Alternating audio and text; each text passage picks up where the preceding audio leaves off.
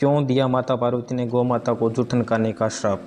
तीज का दिन था और माता पार्वती ने तीज का व्रत रखा था, लेकिन जब पार्वती माता के व्रत खोलने का समय हुआ तब भगवान शिव को उनके साथ थोड़ी हंसी ठिठोली करने का मन हुआ और माता पार्वती को चिढ़ाने के लिए कहीं छिप गए।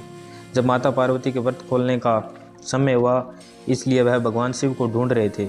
उन्होंने शिव जी को हर दिशा में ढूंढा, गुफा, जंगल, पहाड़, लेकिन माता पार्वती को शिव जी कहीं नहीं मिले और अंत में थक हार कर माता पार्वती एक खाली मैदान में बैठ गई और शिव जी के आने का इंतजार करने लगी। समय बीतता गया लेकिन भोलेनाथ नहीं आए। फिर माता पार्वती ने सोचा, भगवान शिव तो समग्र सृष्टि के नाथ हैं, उन्हें कहाँ क्या हो रहा है सब पता होता है और ऐसे में वह माँ पार्वती को पूजा करते हुए भी देख लेंगे और अपने आप ही प्रकट हो जाएंगे।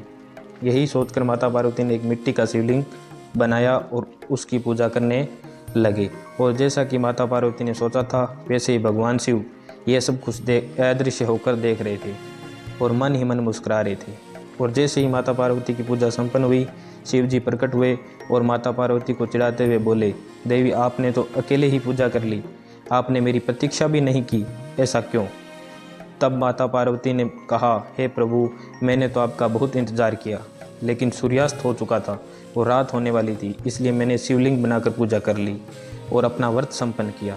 ये बात सुनकर शिव जी ने फिर ठिठोली करते हुए कहा, मैं तुम्हारी बात का कैसे विश्वास कर लूँ? क्या इस बात का कोई साक्ष्य है? तब माता पार्वती ने कहा, ये गाय मेरी पूजा की साक्षी हैं, आप इन्हीं से पूछ लीजिए। लेकिन वह गाय भी भोलेनाथ की हंसी ठिठोली में शामिल थी, जिसकी वजह से शिव जी ने उन्हें माता पार्वती की पूजा के बारे में पूछा। तब गाय ने नाम में सिर हिलाया और शिव जी ने हंसते हुए कहा कि वह बस उनसे थोड़ी हंसी ठिठोली कर रहे थे और वह सच जानते हैं। लेकिन अपने पति के सामने झूठा कहलाने का कलंक माता पार्वती को सहन नहीं हुआ और उन्होंने गाय को श्राप दिया।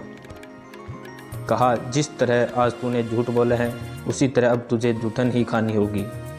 भले तुझे अच्छे से अच्छा भोजन क्यों न मिले, लेकिन तू जूठन के पीछे भागेगी। यह सुनकर गौ माता दुखी हो गई। तब शिव जी ने माता पार्वती को बताया कि उस गौ माता ने मेरे कहने पर ही झूठ बोला था और उसका इसमें कोई दोष नहीं है।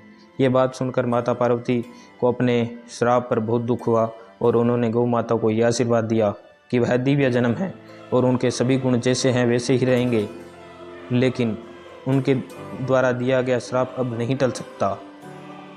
दोस्तों, ये थी आज की कहानी। अगर आपको आज का ये वीडियो पसंद आया हो तो इसे लाइक करें और आपके अपने इस प्यारे से चैनल को सब्सक्राइब करें और बेल बटन को अवश्य दबाएं। धन्यवाद साहब।